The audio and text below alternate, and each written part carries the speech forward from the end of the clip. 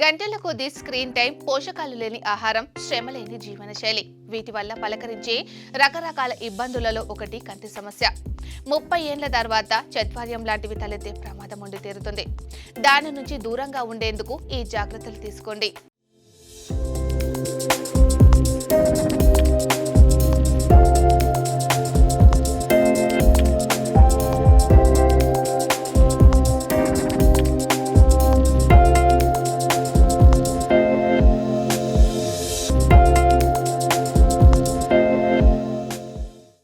30 ఏళ్ల తర్వాత తరచు నిపుణుల పర్యవేక్షణలో కంటి పరీక్షలు చేయించుకోవాలి.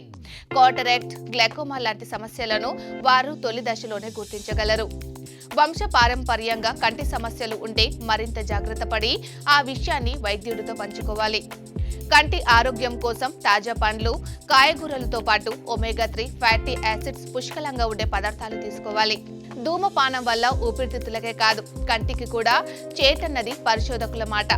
పొగ, నికోటిన్ రెండు కూడా కంటి ఆరోగ్యానికి మంచివి కాదు.